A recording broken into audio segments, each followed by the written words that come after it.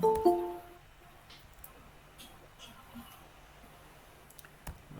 así se pudo conectar también la Sirenaica. Buenas. Shabbat shalom. Shabbat shalom.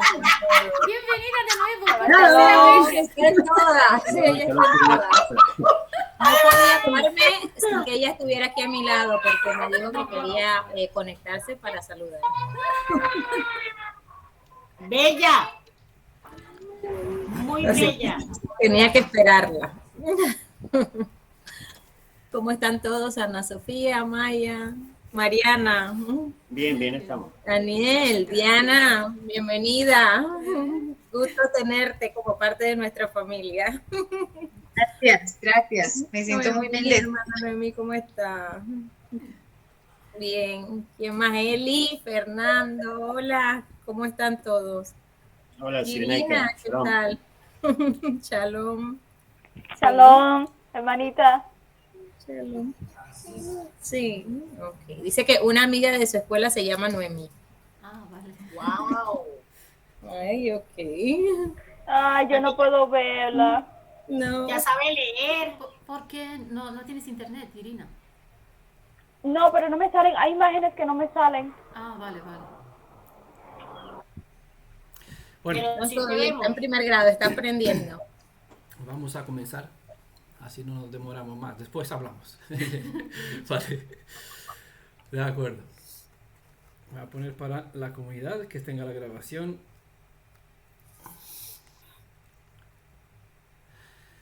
Bueno, nuevamente shalom a todos. Hoy en este Shabbat pues tenemos el privilegio de gozarnos por tantas buenas noticias, de tener, saber que hay más hermanos que se van a sumar a este pueblo hebreo israelita. Ya estamos esperando el día de mañana cuando un grupo bastante grande, creo que a 10 personas o más, se van a entregar al Elohim de Israel bautizándose en el nombre de Yeshua, nuestro Redentor y el Mashiach. Hoy continuamos con la bendición del Espíritu de Yeshua, con su Ruach, el estudio del libro de la Torah, Torah viviente, que es Torah aplicada o Torah al día, y así seguimos con el libro del Deuteronomio, capítulo 22. ¿Vale? Toca los versos, hemos presentado los versos de 1 hasta el 8, y en esta tercera parte, ¿sí?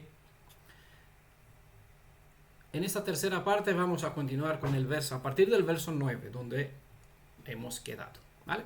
Como de costumbre, le voy a leer de la edición Corona de Jerusalén. Espero que en vuestras ediciones no haya grandes diferencias de traducciones, pero bueno, la idea por lo general es la misma. Deuteronomio 22, verso 9. Es la cita de donde vamos a comenzar. Hay tres siguientes versos que vamos a tener en esta presentación. Bienvenida, hermanita Amparo.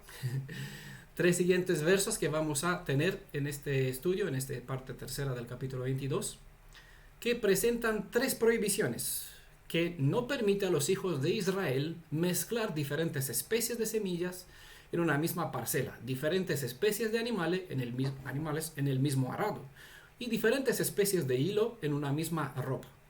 Las leyes nos enseñan no casar, por ejemplo, a nuestros hijos con los gentiles, no andar en la compañía de la gente malvada, no enseñar a este pueblo las enseñanzas de Adonai y las de Baal, ¿vale? Pero vamos a verlo un poquito desglosado según tenemos instrucciones en las escrituras. Hoy vamos a tener tres leyes que nos instruyen en una misma enseñanza: mantener la pureza, ¿vale?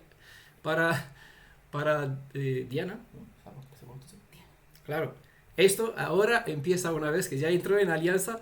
A partir de ahora empezará, bueno, hasta ahora obviamente tuvo su tiempo de aprendizaje, pero a partir de ahora continuará aún más, ¿no?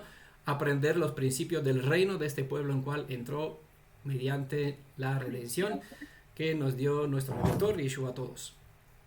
Tres leyes que nos instruyen en una misma enseñanza: mantener la pureza, ¿vale? Como hemos dicho en la parte 1, este capítulo 22 lo he seccionado en varios tipos de leyes, y esta sería la sexta, ¿vale? La sexta ley. Y hoy vamos a ver un grupo de tres instrucciones. Verso 9. No sembrarás tu viña con semillas de dos clases. No sea que quede consagrado todo, la semilla que siembras y el fruto de la viña. Esta ley se encuentra prácticamente ordenada en el libro de Levítico capítulo 19, verso 19, ¿vale? Donde dice, no sembrarás tu campo con una mezcla de dos clases de semillas, ¿vale? El verso dice más, pero en este caso el verso 9, al verso 9 le corresponde esta sección de Levítico 19, verso 19. Se comprende que si una semilla cae en el viñedo de forma independiente de la voluntad humana, por ejemplo el viento, pues el viento lleva un montón de semillas y pues donde caen, cae, ¿no? O simplemente pues una persona puede tener en su bolsillo cierta clase de semilla y saca la mano sin darse cuenta y alguna semilla cae en el viñedo, ¿vale? Se entiende que en este caso el dueño del viñedo no tiene alguna culpabilidad por sembrar de forma directa esta clase de semilla. Fue independiente de su voluntad. Entonces, en esos casos, independiente de la voluntad humana, si esta semilla, sea que la lleva el viento, sea que por alguna casualidad cae en este viñedo, agarra y crece, el dueño del viñedo puede comer de su fruto sin entrar en una condenación, ¿vale? Es lo que básicamente se entiende, lo que en nuestro pueblo se enseña. Si por alguna acción fuera de la voluntad directa de la persona, una semilla ¿qué voy a decir? De cebolla, un cebollín, ¿no? Cae aquí y crece una cebolla. Pues, bueno, puedo comerlo en el viñedo, no hay ningún problema, ¿vale? O algún grano de trigo, de la especie que sea, no hay ningún problema. Pero cuando la propia persona cultiva cebada, por ejemplo, entre las filas, ya sabe que hay fila de viña y en el medio, pues aquí cuando cultiva cebada para aprovechar el espacio, entre estas filas de viñas, Adonai declara que en este caso tanto el fruto de la semilla sembrada como de la viña queda completamente contaminada, ¿vale? Los que observan esta clase de cultivo, cultivos eran testigos de una transgresión y no podrían permitir que la primicia de este viñedo, ¿cuándo se trae la primicia de la viña? Ay, Noemí, le diste una... ¿Cuándo se trae la primicia de la viña? ¿Quién sabe? ¿Cuándo se ofrece primicia de los frutos de la viña? Hay 3 temporadas en Israel cuando se tiene que presentar primicias de los frutos. La viña, la uva, ¿sabe cuándo se presenta como primicia? En Sukkot. Exactamente, en la festividad de Sukkot. Vale, en este caso, si en mi campo había viña y yo sembraba cebada, no se podría presentar. Los testigos no podrían permitir que esta ofrenda de uva se presente como primicia de grato olor. O igual en la festividad, ¿en qué festividad se presentaba primicia de cebada? En Bikurim, después de Hamatzot. Es la primera festividad donde se trae el primer grupo de primicia. Hay 3 temporadas donde se trae primicia. Bikurim, Shavuot, 50 días más tarde era la primicia de trigo. Y en las festividades de otoño se traía la primicia de otoño, claro. Granadas, uvas, higos, entre las especies que se requieren en las escrituras, ¿vale? En este caso, ninguno de esos 2 tipos no se podrían presentar como primicia, ni la cebada ni la uva. Por los buenos que podrían ser los racimos de uva o el grano de cebada, no puede ser los mejores. El incumplimiento de la instrucción declaraba estos frutos como abominables en el caso de que se deseaban presentar al templo. Puede que para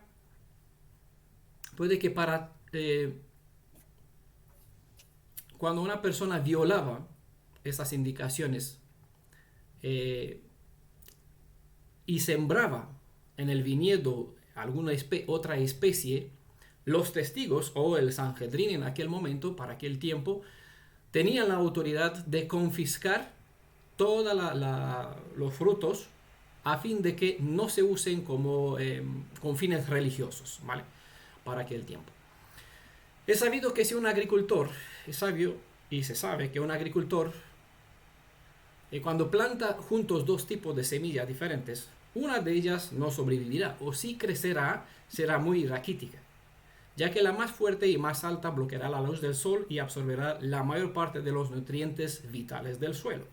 ¿Vale? No sé si ustedes vieron esta realidad en vuestros jardines, si tuvieron la ocasión de verlo, pero yo sí lo vi.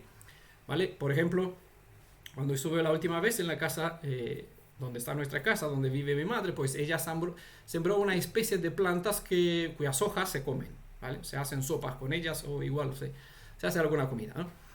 Y estas plantas suelen crecer demasiado alta, incluso puede llegar a 2 metros, 1 metro y medio, 2 metros, y produce mucha semilla, ¿vale? Esas semillas pues caen, se quedan por aquí, por la tierra. Tú arrancas la planta, lo tiras cuando está ya seca, alta, pero caen algunas semillas. Bueno, en esta parcela mi madre sembró ajo, ¿vale? Cuando yo fui a casa, claro, vi un montón, el jardín era lleno de un montón de hierbas, y vi que hay ajo por aquí, decía, para salvar el ajo, y empecé a desarraigar las otras plantas. Las plantas eran tan largas y el ajo tan chiquitín, pero muy finito, muy delgado, es decir, ni tenía raíz ni nada. ¿Por qué? Porque estas plantas muy densas, muy alta, simplemente pues cubría toda la luz y no recibía nada de fuerza. Entonces, claro, en la tierra no crece, no se desarrolla. La planta de ajo estaba muy alta, creció alta, pero muy finita, demasiado finita, que vamos, cuando yo empecé a quitar las otras plantas, empezó a marchitarse, porque no tenía fuerza. El tronco no tenía fuerza para sujetar lo que él creció, porque empezó a crecer para arriba para encontrar la luz y no llegaba. Entonces, dentro de la raíz no se formaba el ajo, ¿no? Los dientes del ajo. Esos son buenos. Yo lo vi vi este principio por mis propios ojos, ¿vale? Cuando tienes una buena tierra y por ende haces algo bueno, no debes mezclarlo con otra cosa que no es igual en valor. Es lo que nos enseña esta enseñanza. Nuestro corazón es nuestra tierra. Si sembramos una enseñanza que no se debe mezclar con de otra fuente, es decir, si sembramos una semilla, esa no se debe mezclar con otra semilla que viene de otra fuente. Ya sabes lo que dice en el Tanaj, en Proverbio: bebe agua de tu propia fuente, ¿vale? Entonces, si una persona sirve al Elohim de Israel y tiene la Torah, pues no necesita acudir a los budistas, ¿no? Porque tienen buenas filosofías aquí. Buda tiene un montón de cosas buenas. Entonces, para sacar la sabiduría china, en ese sentido, no necesitamos acudir a ninguna clase de otros profetas si nosotros tenemos lo nuestro, porque en el Tanaj se indica bien claro que no hay más profetas en Israel para acudir a las profetas de los gentiles, ¿vale? Siempre el pueblo de Israel nunca quedó sin centinelas, sin personas quien mantenga la pureza de las enseñanzas en este pueblo. Sí, la hermanita Ana Sofía, si quiere apagar el micrófono. Aquí les escuchamos. Si se mezcla la tierra, se contamina, y el fruto no será de provecho, porque el resultado se desviará del propósito de la pureza que Adonai desea para nosotros. Esto igual significa que no se puede adorar en el Shabbat a Yeshua en una comunidad hebrea, y en el día del sol, es decir, domingo, al Mesías cristiano Jesús en una iglesia, cuando una persona se junta con sus familiares para adorar junto con ellos a la deidad a cual ellos sirven, ¿no?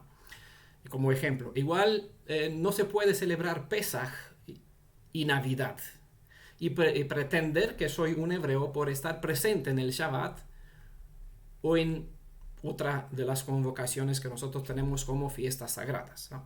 Entonces, como dijo Yeshua, no puede servir uno a dos señores, a dos amos, a dos Baal, a dos deidades, y así, porque eso convierte en transgresión prácticamente de lo que nos enseña las escrituras.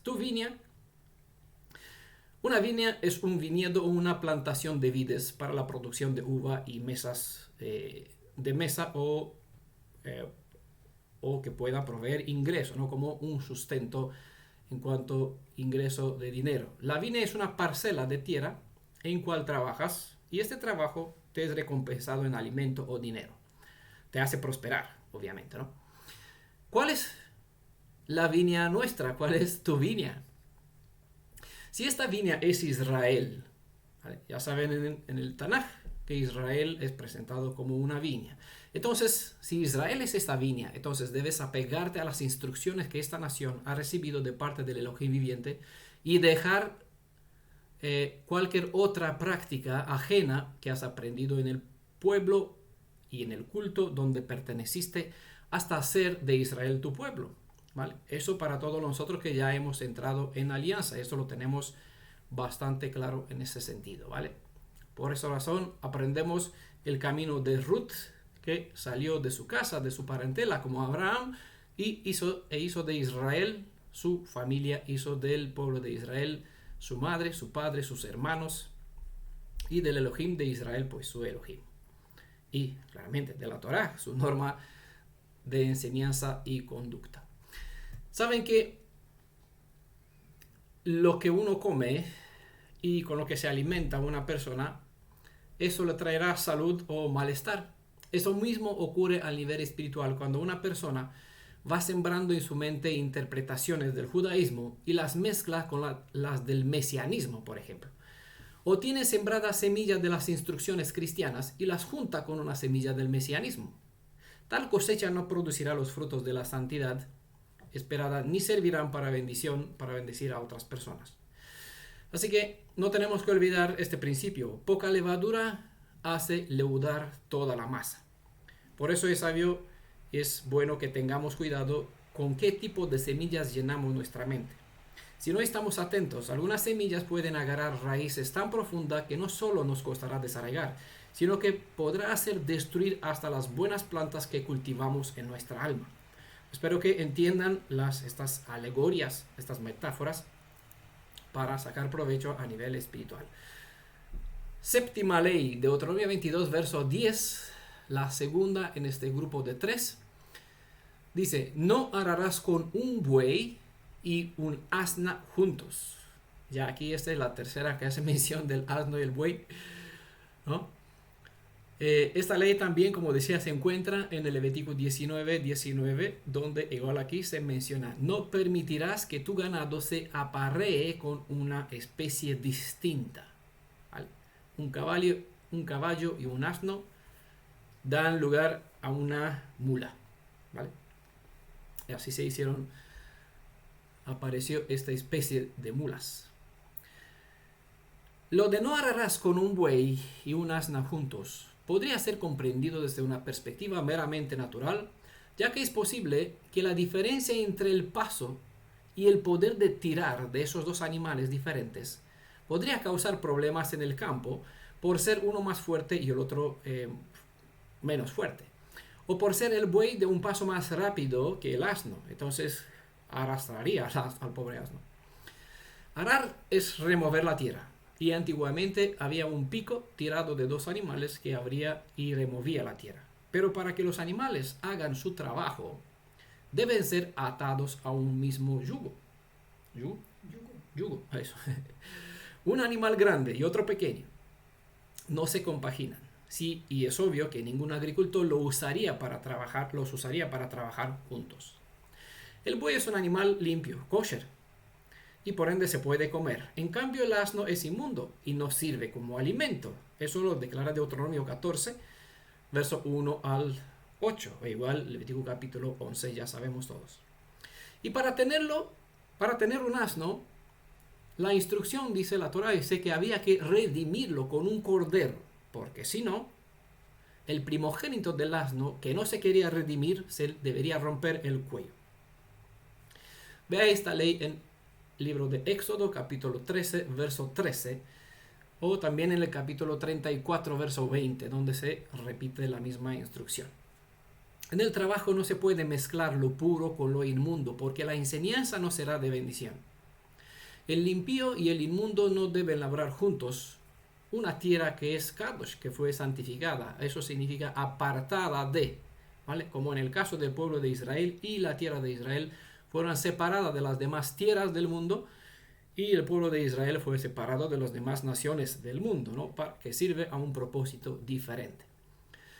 Dos personas de credos distintos no son compatibles para trabajar en compartir una misma enseñanza. Hace un tiempo, mediante los estudios que compartía, de igual forma, estando aquí en la comunidad, creo que no sé si algunos hermanos por aquí lo recuerda, me buscó una persona de aquí de España que eran testigos de Jehová, ¿vale? Trató de conquistarme con los mensajes que tengo, qué bueno, qué maravilloso, que le fascinaba. Él me decía que ama mucho a Israel, que le gusta mucho la Torá. Me mostraba un gran colgante que tenía con una Magen David, con una estrella de oro que lo colgaba y por su casa lo que él tenía. Y me decía, bueno, que él se separó de su congregación, que tiene un montón de libros y claro, quería hacer un pacto conmigo para que lo que él tiene con lo que yo tengo obremos para una misma tarea. Claro, yo le dije, pues no, eso no es posible jamás, porque las instrucciones son claras, salvo en el contexto en cual él se pasaría de ser lo que era para convertirse en un hebreo israelita, pero obviamente no tenía esta intención. Bueno, total, si no funcionó con los halagos, empezó con una amenaza, con palabras de ofensa para despreciarme, e incluso llegó a la idea de comprarme, porque tiene una casa, porque tiene no sé qué, así que bueno, dije, mejor no, sigue tu propio camino porque nosotros tenemos al nuestro. ¿Por qué? Precisamente porque no es posible hacer una fusión de la enseñanza que nosotros tenemos, ya conocéis bien los principios que tenemos aquí en la comunidad, con las enseñanzas que una otra persona que no tuvo un proceso de una metanoia, como ese es el término griego, de hacer un cambio total de mente para morir hacia lo que estaba, para poder nacer a lo que está por venir, lo que nosotros tenemos, pues no es posible juntar una mula con un buey, ¿vale? No es posible. Eso no traerá bendición serial, es más, una transgresión. Un toro, es decir, un hebreo o una hebrea, que ha sido santificado, no debe casarse, santificado, apartado, kodesh, kadosh, ¿vale? Pues puesta aparte. No debe casarse con un asno, un asna, ¿vale? Es decir, un hebreo israelita no se puede casar con una gentil, o una hebrea con un gentil, que no ha sido redimido mediante la muerte del cordero, ¿vale? Un asno es un animal inmundo, no es kosher. ¿Qué se le debe hacer? Romper el cuello si no se redime, ¿vale? Si se redime, entonces formará parte de tu casa. El asno, ya por aquí Diana dijo en un cierto momento, cuando fue la pregunta de la parte 1 del capítulo 22, verso 1 al 3, aquí mencionó, o no recuerdo bien qué hermana, sobre Efraín, que se compara con un asno montés salvaje, ¿no? La instrucción era esa, pero por eso tenemos el principio de la ley, hay que redimirlo con un cordero, ¿vale? Porque Efraín, que se gentilizó, llegó a ser como un animal inmundo, necesitaba de la redención para que vuelva a ser restaurado en sus condiciones y vuelva a ser recibido en su casa como un hijo heredero. Entonces, un gentil entra en la muerte del cordero al sumergirse en las profundidades de las aguas y resucita como un redimido, un kadosh, al salir fuera de las aguas, y eso como símbolo de un nuevo renacer distinto al nacimiento natural de la carne, ¿vale? Eso es lo que íbamos hablando en la comunidad recientemente. Romanos capítulo 6, verso 3 al 8, y Colosenses capítulo 2, verso 22, capítulo 2, verso 12 al 13, ¿vale? Hay aquí unas instrucciones donde se deja bien claro que no se puede hacer una fusión, una mezcla entre dos personas de credos, orientaciones distintas, un hebreo con un gentil, porque nunca traerán buenos resultados. Salvo que uno será redimido, se convertirá en un hebreo israelita y los dos tirarán al mismo carro. Un buey y un asno a un mismo carro trabajando juntos es un varón y una mujer unidos en un matrimonio incompatible. Eso se llama matrimonios mixtos, hebreos con gentiles. Esta unión es una relación prohibida en la Torah. Dice Deuteronomio capítulo 7, verso 3, no contraerás matrimonio con ellos, hablando de las naciones gentiles. No darás tus hijos a tus hijas a sus hijos, ni tomarás sus hijos, sus hijas para tus hijos. ¿Vale? ¿Qué sucede cuando se transgreden las instrucciones? Porque el amor es grande, es ciego, ¿no?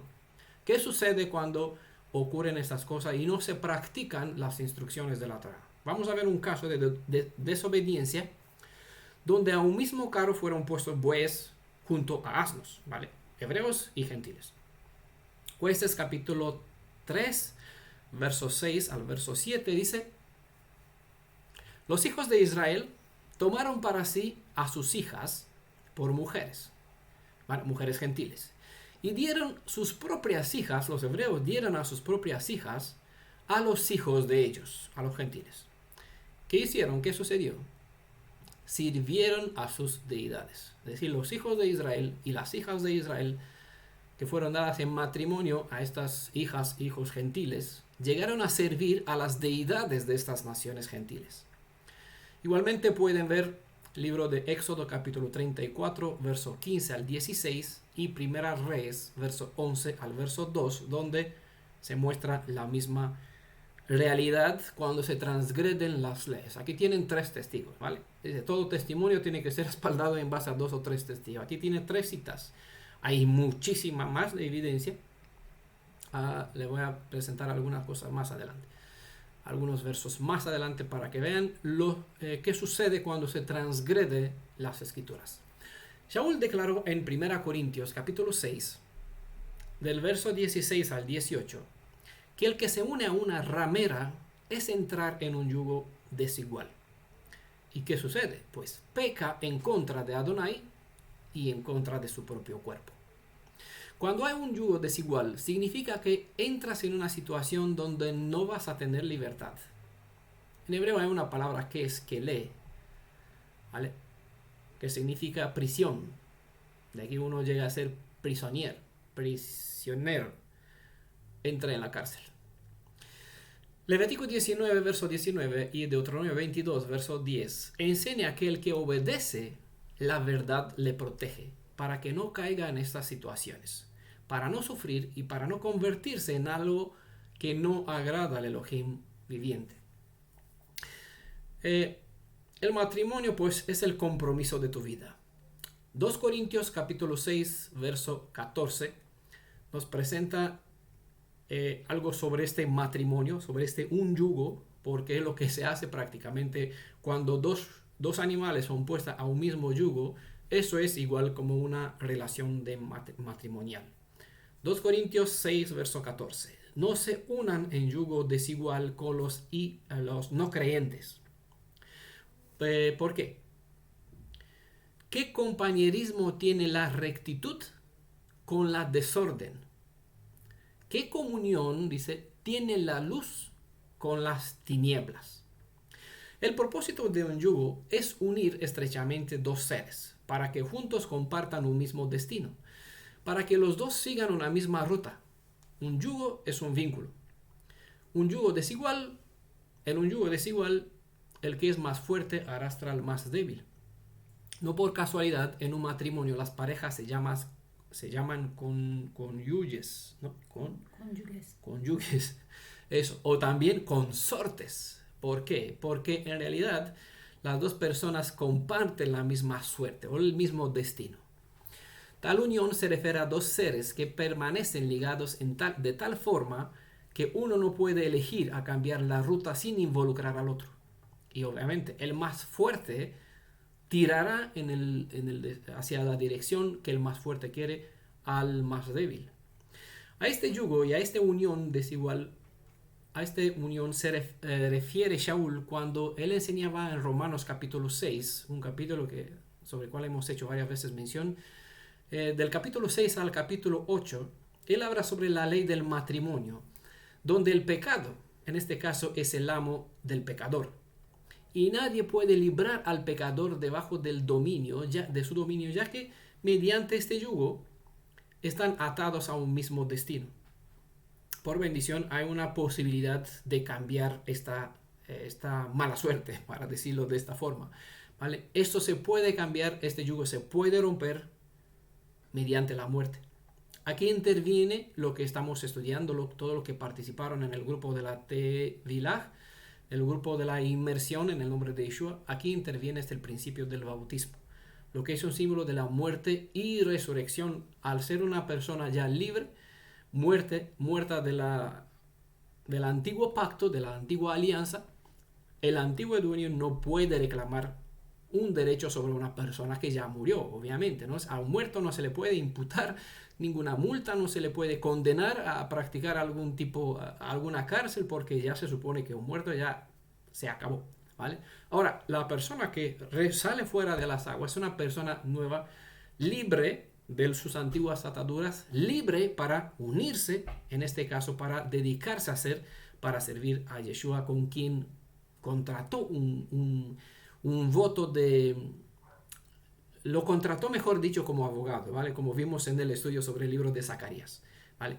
Entonces él se convierte en su defensor y debe hacerle el amo de su vida, ¿vale? No por nada Yeshua decía: tomad sobre vosotros mi yugo, porque este no es pesado, ¿vale? Y él sabe, a propósito de lo que hablamos aquí en el grupo, veo que Emanuel ya no está aquí, precisamente aquí, en esta palabra que Yeshua decía, tomad mi yugo porque no es difícil, muestra su naturaleza, porque es compatible con la mía, puedo tirar junto a él, ¿vale? Y él puede tirar junto a mí porque anduvo en mis zapatos, sabe cómo es. Entonces yo puedo seguir por sus pisadas porque él anduvo por ellas, ¿vale? Esto nos hace a nosotros compatible y puedo servirle, puedo hacer de él mi hermano, mi amo, mi soberano, mi rey, mi Adonai, mi redentor, ¿vale? Bueno, queda el reto para el lunes para seguir con este tema que se planteó a él. Bueno, como pueden apreciar, Shaul en 2 Corintios capítulo 6 verso 14 compara a un hijo de Israel, un buey kosher, descrito que fue vestido en rectitud y en luz. Por eso él hace una pregunta: ¿qué compañerismo tiene la rectitud con el desorden? ¿Vale? El buey con el asno. Desorden. Con el asno, que es un animal impuro, como alusión a una persona gentil que al no ser santificada anda en tinieblas y pues con razón tiene una forma de vida en desorden, ¿vale? El término hace énfasis al estado en cual se encontraba la tierra al principio de la creación, donde no había la vida quien obre y leyes quien coordine el orden aquí en la tierra, ¿no? Prácticamente había desorden, estaba todo un vacío. Entonces es en la vida de una persona que no tienen al Ruach de la verdad, al Elohim del orden en su vida, obviamente habrá un montón de problemas. Creo que ninguno de ustedes, padres, por aquí hay muchos, y aquí por bendición tenemos el grupo del niño, tenemos un montón de niños aquí en esta comunidad, y creo que ninguno de los padres que están aquí quieren entregar a sus hijos o hijas en matrimonio a personas ajenas a los principios que estamos aprendiendo, a principios que nos dio Adonai a este pueblo, salvo que desean el mal de sus hijos. En tal caso sería como una maldición para vuestros hijos, cosa que sería tremenda. Pero supongo que nadie aquí, todas las personas están en sus sanos juicios y quieren lo mejor para sus hijos y para sus hijas, ¿vale? En tal caso sería eso seguro que ninguna persona soltera, ¿vale? Estoy seguro que ninguna persona soltera, y por aquí tenemos algunas, ¿vale?, está buscando un varón a una mujer de los gentiles. El vínculo con los gentiles puede debilitar la fortaleza espiritual de un hijo de Israel. En 1 Corintios capítulo 10, verso 20 al 21, Shaul continúa enseñando a la congregación de su época que el que se ata a un compromiso desigual tendrá que elegir a qué amo servirá. Porque imagínense, en un matrimonio cuando hay un yugo desigual es como Algunos vieron, incluso la hermanita Irina, que yo le muestro en el vídeo, cómo es una escalera mecánica, ¿vale? Hay muchas estaciones de metro, el aeropuerto, muchos supermercados.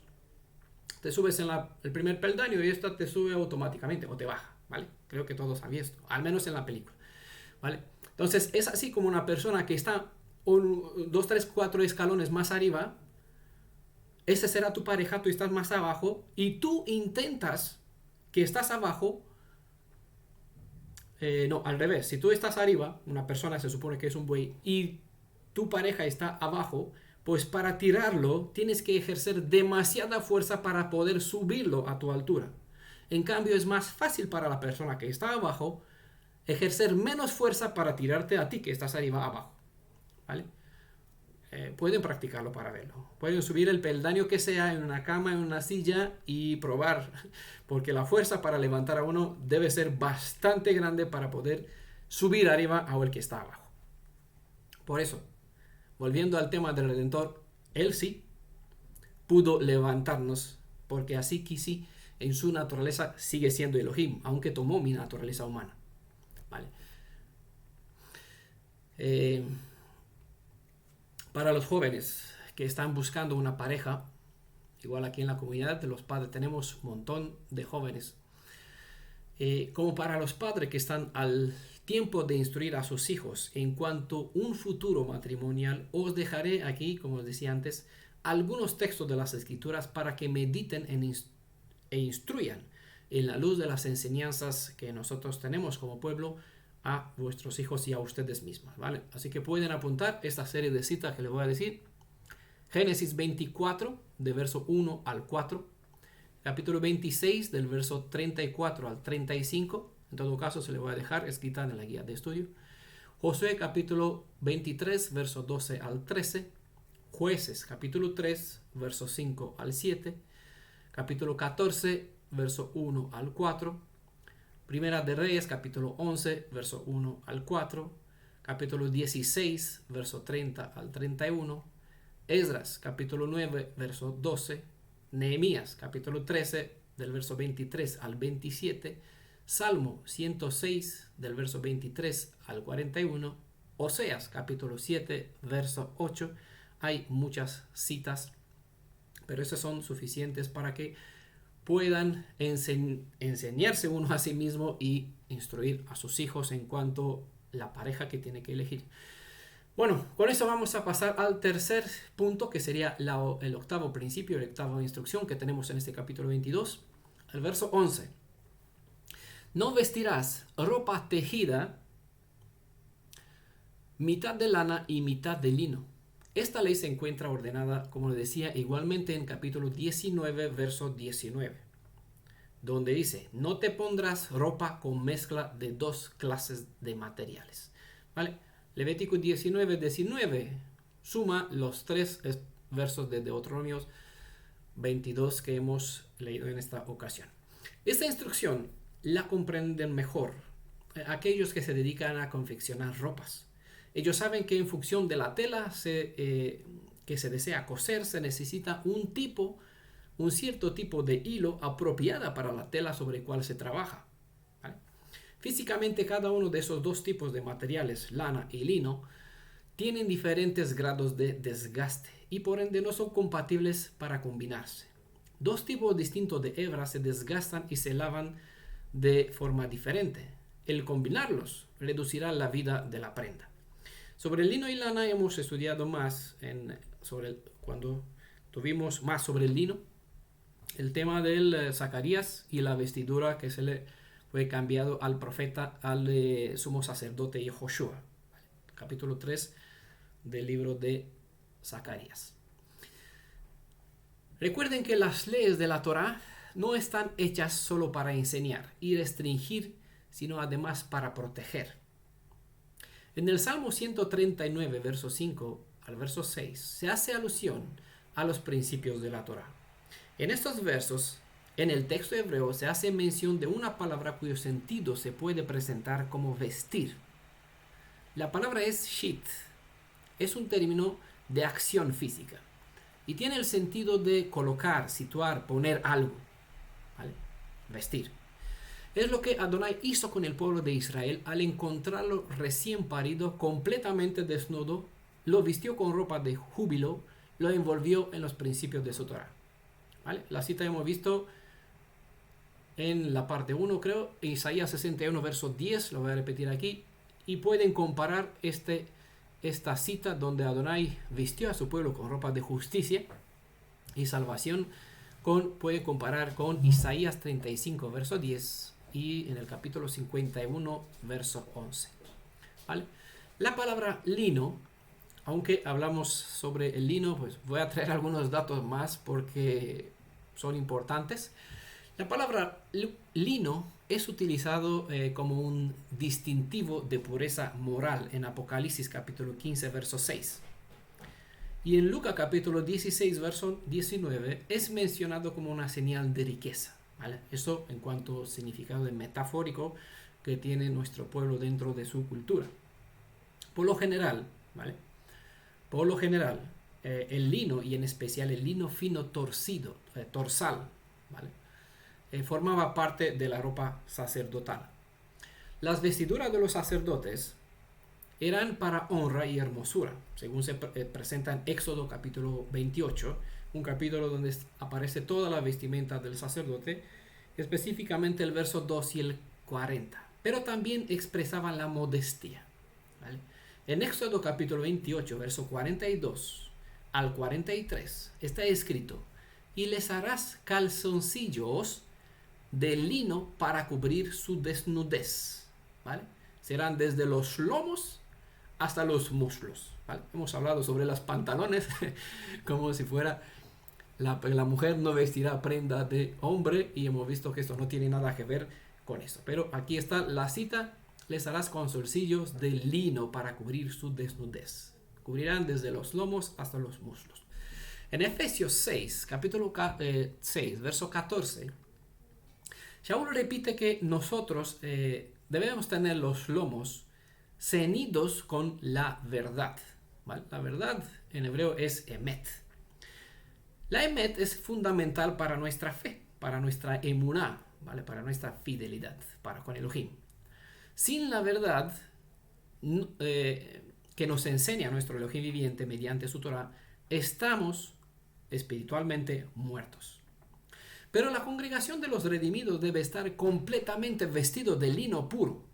¿Vale? No solo tener calzoncillos, no ropa interior, sino completamente vestido de lino puro. Es lo que nos enseña Adonai, porque es allí donde quiere elevar la suma de los redimidos para que refleje la imagen de su prometido. Apocalipsis 19, versos 7 al 9, es aquí donde aparece la congregación de los redimidos como esposa, ¿vale? Símbolo de la nueva Jerusalén, lista, vestida, madura, vestida de lino puro. Si la ropa de lino era para el interior por ser más fina, la de lana era para el exterior por ser más resistente. Pero como el lino que se usaba como ropa interior, la restauración inicia con el interior de un alma hasta convertirlo completamente a fin de ser envuelto en finura tanto dentro como en el exterior. ¿Vale? La misma expresión de carácter buena de Gesed, por ejemplo, de bondad, de misericordia, se convierte, es decir, este principio de la restauración restaura desde adentro hacia afuera, ¿vale? Brotas, ríos de agua viva, sale, emanas, ¿vale? Del interior hasta el exterior. Es lo que hace la restauración. Lo que se cita en el libro de Apocalipsis, capítulo 19, del verso 7 al 9, en realidad solo es una proyección espiritual de lo que se ilustraba mediante la ropa sacerdotal descrita en Éxodo capítulo 28, ¿vale? Que era de lino, ¿vale? Veamos algunas características del lino, porque estas no las presenté cuando hemos hablado de la ropa del sacerdote y Joshua, que fue cambiada de sucia en blanca, limpia. El lino es una de las fibras más pesadas y tiene grandes propiedades de absorción, muy buenas, ¿vale? Muy buenas propiedades de absorber, porque el lino absorbe muy bien fue utilizado para servir de mechas en el templo. ¿Vale? La menorá, pues tenía aceite, y aquí en la candela esta, en esta copita, tenía aceite y tenía una mecha. Esta mecha era de lino. Son detalles, ¿vale? El lino puede absorber incluso el sonido, ya que es hueco, ¿vale? Y por esta razón hace un buen recubrimiento de paredes. El templo tenía cortinas de lino torcido reforzado, ¿vale? Tanto la de que separaba el lugar santo del lugar santísimo, como el lugar del atrio del lugar santo. Lo curioso es que el lino, a diferencia de la lana, no tiene la propiedad electroestática. Es decir, cuando haces con la ropa así, te da algunos calambres, te electrizas. El lino no tiene esta propiedad electroestática, así que no atrae las pelusas. No se te queda aquí no se agarra el pelo. Si tiene mascotas por aquí, ya la hermanita Ana sabe cómo es, Diana y no sé quién más tiene por aquí. Perros, gatos, pues eso se pegan de la ropa de lana, sí, pero de lino no, ¿vale? Ellos pueden probarlo y me pueden confirmar. O otras partículas extrañas, ¿no? Eso significa que permanece limpio y puro. El lino, cuanto más lo lavas, más suave se vuelve. El lino se puede trabajar para que tenga gran estabilidad dimensional a fin de que no se encoja al mojarse. La ropa, cuando tú lo metes a la lavadora, algunas tienen características. Tiene que tener cierto grado de temperatura porque si no, encoja. Se queda más pequeña. Así que tienes que comprar una talla más grande que al meterlo en la lavadora encoja y te queda la medida que tú llevas, ¿vale? El lino no encoge. Se puede trabajar de tal forma que al mojarse no encoja. El lino se vuelve frágil cuando se seca por completo. El lino puede recuperar su flexibilidad natural mediante la absorción de la humedad. Hay algunos que se quejan de cómo se arruga el lino y lo difícil que es plancharlo. La respuesta es que el lino debe estar húmedo, ¿vale? Es decir, hay que humedecerlo y pasarle una plancha muy caliente para que así se quede recto, plano. Cada una de esas características específicas del lino describe cierto estado que debe haber en la vida de un redimido. Estas deben estar, por ejemplo, en el orden de cómo les presenté esas características, pues un redimido debe estar dispuesto a absorber toda gota de enseñanza que Adonai le brinda para que a su vez sirva de luz a todos cuantos los rodean. Por eso servían como mechas. Absorbía el aceite, alumbraba, ¿vale? Recibía y daba, ¿vale? Ese es el principio que siempre aquí lo compartimos en la comunidad: recibir para dar, ¿vale? Por eso estamos aquí. No debe estar presto a enseñanzas ajenas a lo que enseña la Torá, porque estas son comparadas con las pelusas, ¿vale?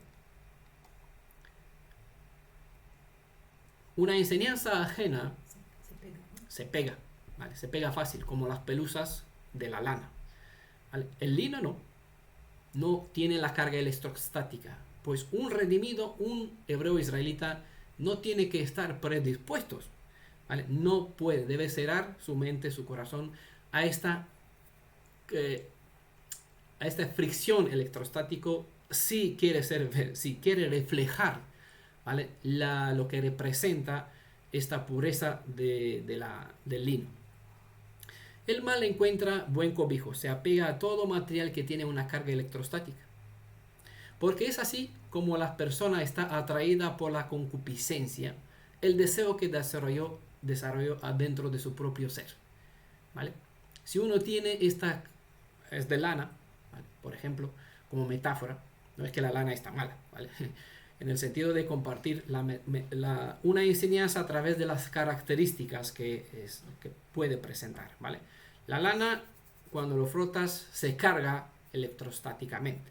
Entonces atraen más fácil un plástico. Eso se enseña, a los niños aprenden en los coles este principio, ¿no? De las clases de física.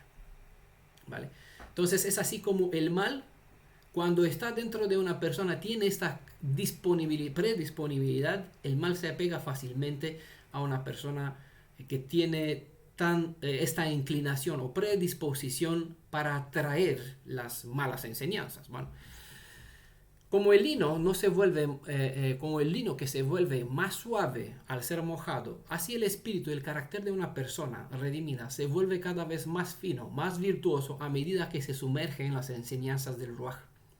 En Hebreos capítulo 10, verso 22, se usa un juego de metáforas que es donde se nos enseña que nuestra conciencia se lava con agua pura. Nunca un redimido debe estar lejos de la fuente de agua viva, ya que al alejarse se seca, pierde resistencia y se vuelve más débil ante las fuerzas del mal. Y si uno se aleja por descuido, lo más sabio es que regrese con Teshuvah, es decir, con un arrepentimiento genuino ante nuestro Redentor, su Redentor, para restaurar su dominio propio. Igualmente, como no es fácil planchar el lino, no es sencillo enderezar el carácter.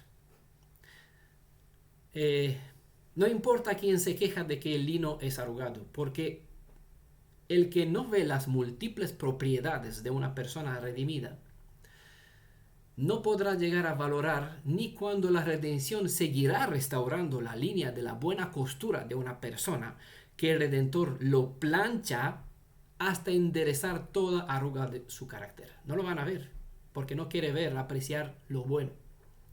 La plancha caliente endereza las arrugas, pero estas pruebas como de fuego, decía Kefa en 1 Pedro capítulo 4, versos 12 al 16, no están hechas, es decir, no es un fuego del infierno, ¿vale? Esta plancha de fuego no dañará la calidad del lino, es decir, de la persona creyente en Yeshua, ¿vale? El lino es así, arrugado, como... Sí. ¿Qué? Dañará el mal. Ah, sí, el mal sí que dañará, eso sí que quiere dañarnos.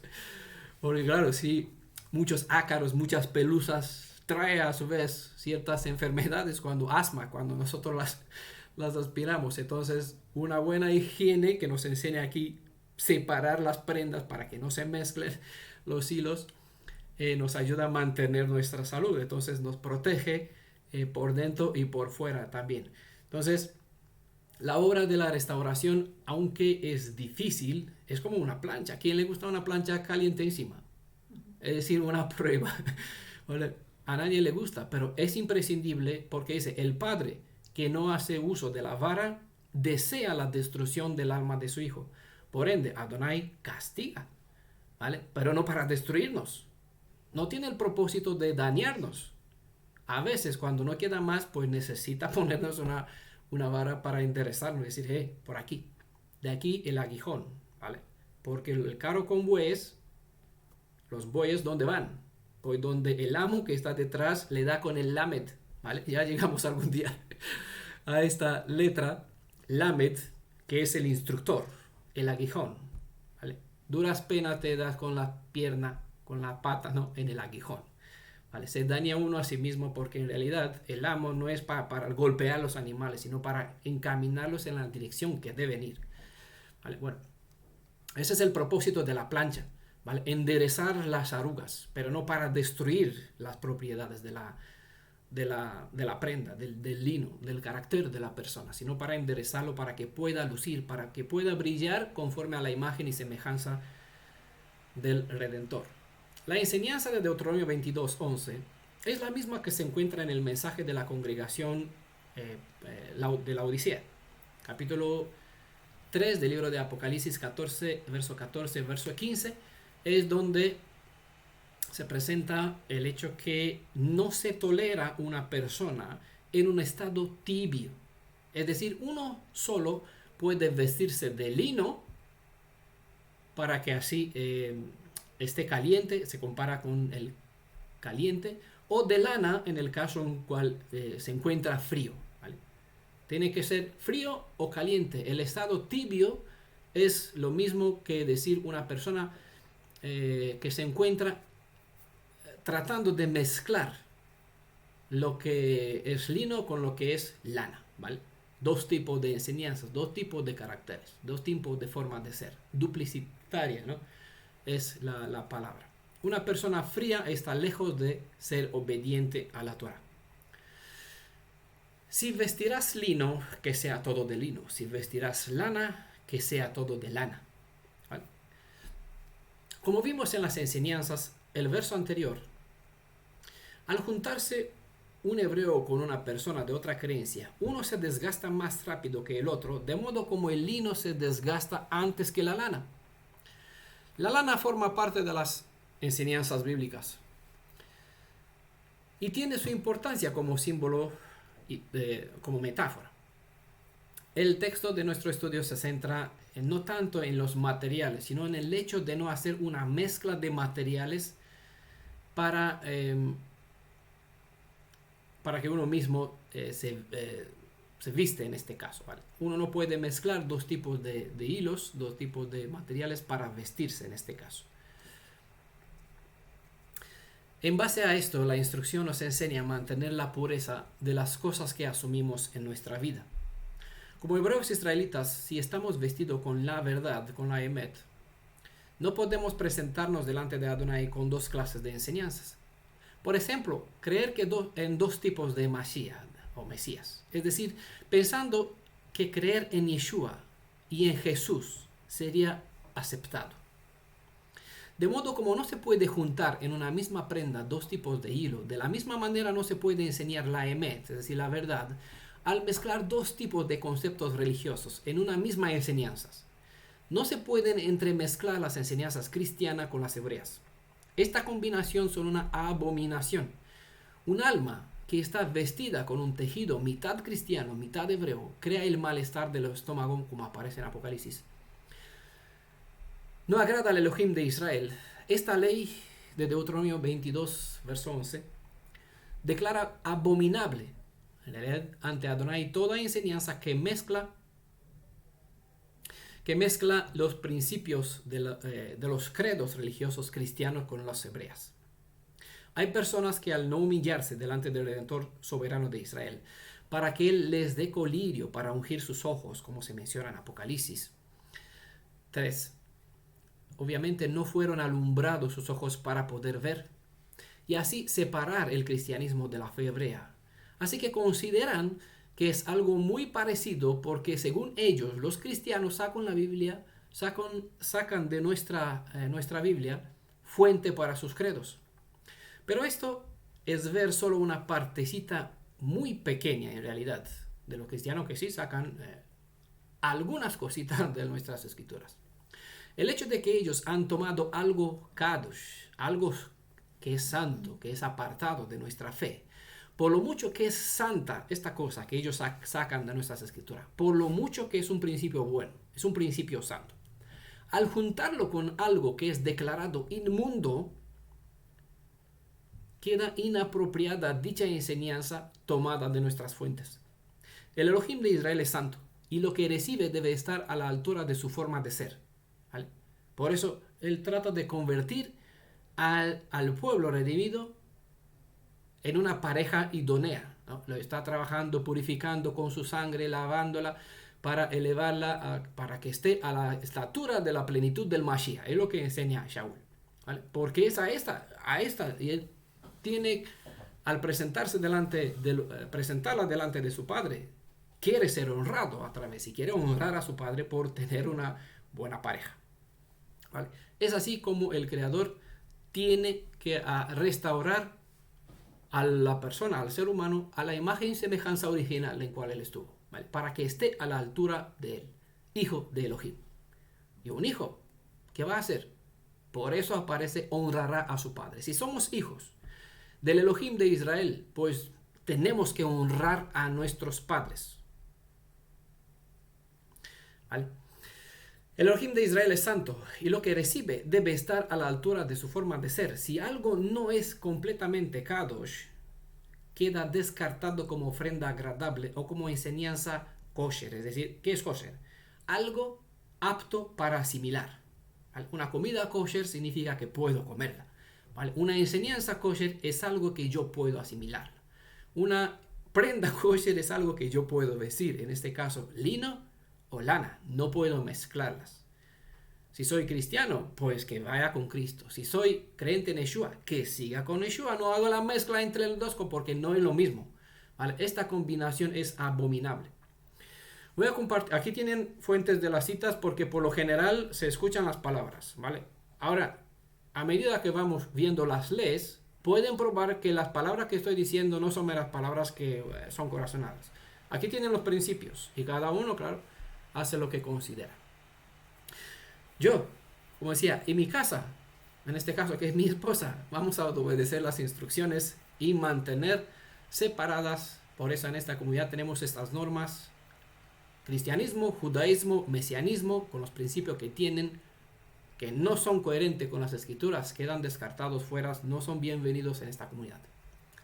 Tratamos de mantenerlas así como tenemos aquí las instrucciones. Voy a compartirles varias citas donde se hace evidente que las mezclas no son sabias, ¿vale? El hermano Jacob, digo el hermano porque todos lo conocen como Santiago. Santiago capítulo 3 verso 10, ¿vale? El hermano Jacob enseñaba sobre la lengua, que esta, al no estar purificada y santificada, puede sacar maldiciones como bendiciones, ¿vale? De la misma boca, dice Santiago 3:10, proceden bendición y maldición. Hermanos míos, esto no debe ser así. ¿Por qué? Porque el principio que estamos estudiando en Levítico 19 dice claramente: no vestirás dos tipos de prendas, no, dos tipos de hilo en una misma prenda. En una misma boca, de una misma fuente se sale agua dulce y de una salada. No puede salir una combinación agua-salada. O así o así. Nuestro maestro Yeshua nos instruye en base a este principio de la Torah que no es aceptable servir a dos amos o seguir dos intereses diferentes. Mateo 6, verso 24. Nadie puede servir a dos amos, porque o aborrecerá a uno y amará al otro, o se apegará a uno y despreciará al otro. O lana o lino, tú decides. No podéis servir a Elohim y a las riquezas, ¿vale? Aquí se da, Belial aparece en algunas otras traducciones, es un símbolo referente al Hasatán, ¿no? Al mal. Shaul enseñaba en Romanos capítulo 11 que incluso en nuestro entendimiento debemos saber separar lo que estamos haciendo. Y esto, como lo que estamos haciendo, es un reflejo de lo que creemos, ¿vale? Muéstrame tus hechos y veré tu fe, ¿vale? Si yo quiero decir que soy creyente, pues tengo que probarlo mediante mis acciones. Y aquí vemos Romanos capítulo 11. Tenemos lo que se nos enseña, ¿no? Aprender a hacer separación entre lo que nosotros debemos y podemos hacer y lo que Yeshua hizo a nuestro favor. Romanos capítulo 11, verso 6 dice: si es por gracia, ya no es en base a obras. De otra manera, la gracia ya no es gracia. Bueno, no sería favor, ¿vale? Y si es por obras, ya no es por favor, inmerecido. De otra manera, la obra ya no sería obra, ¿vale? Lo que hace Elohim es su parte de lo que conocemos como los 10 Davar, 10 palabras de la alianza, y lo que nosotros nos corresponde hacer es nuestra parte que tenemos en el libro de la Torah. No podemos guardar lo que Adonai tiene que hacer, y Adonai nunca va a hacer lo que nos corresponde a nosotros hacer. Lana o lino, ¿vale? La mezcla crean confusiones espirituales, religiosas, dogmas, interpretaciones, texto fuera de contexto, es pretexto para una enseñanza abominable, ¿vale? La instrucción de la Torah es que un hijo o una hija de Israel debe tener un comportamiento de una sola pieza. No puede ser con dos caras. La enseñanza es que todas las personas en Israel deben mantenerse en pureza para que no se acostumbraran a los hábitos corruptos y para que no se trajeran ritos extraños de varios sectores o buscaran tener una curiosidad depravada, mezclar de esta forma, practicar esta clase de mezcla, pudieran prolongarse, podía afectar la vida espiritual del pueblo de Israel, de manera que, como les cité en todas esas citas anteriormente, dejarán de adorar al verdadero Elohim, ¿vale? Si se mezclan los animales de diferentes especies, la integridad de la naturaleza se corrompe y se produce una descendencia adulterina que degenera de la instrucción de la Torah. Si se mezclan varios tipos de semillas, cabe la posibilidad que todo el producto cosechado quede inapto para ser presentado como ofrenda agradable ante Adonai. Si una persona se tejiera de lino y vino y lana, no habría peligro de engaño o fraude en un asunto tan manifiesto, porque claramente eso se observa, que hay una combinación. Pero es probable que la prohibición impida a que los hebreos cultivasen hábitos ajenos al buen propósito de Adonai. En cambio, deberían mantenerse puros e incorruptos de todo vicio extraño. Como último, Levítico 19, verso 19, que es el libro central de la Torá, el libro de Levítico, nos agrupa estas tres enseñanzas en un mismo verso. Este mismo verso 19 del libro de Levítico capítulo 19 inicia con las siguientes palabras: guardaréis mis estatutos. De aquí comprendemos que el pueblo de Israel ha sido rodeado con una serie de barreras fijas, de modo que el tejado de una casa está cerrado, de modo como un tejado de una casa está cerrado con un pretil, como vimos los versos más arriba. El propósito de estos límites protectoras era para que el pueblo hebreo no se contaminen con vicios extranjeros y tampoco imiten a las naciones de las cuales se supone que habían sido separados, ¿vale? Si fueron separados, ya tenía que aprender las leyes, las costumbres, las directrices del Elohim de Israel que él dio para la tierra de Israel, al pueblo de Israel, ¿vale? Espero que esta presentación, esas tres grupos de tres leyes, os ha servido de bendición y espero que puedan servir igual de mechas, ¿vale?, para compartir esta luz, absorber de los principios de nuestras leyes, de lo que nosotros tenemos, para compartir a otros, para ser de luz, para nuestros hijos, para los que nos rodean, ¿vale? Sean todos bendecidos en el nombre de Yeshua y sea que honremos, ¿no?, a nuestro Redentor, a nuestro Elohim, mediante nuestra forma de ser, de una costura, ¿vale?, de lino, ¿vale?, para que así reflejemos su imagen y su semejanza. Shalom a todos. Amén, shalom. Shalom. Amén, shalom. Shalom, shalom. Bueno, Shalom.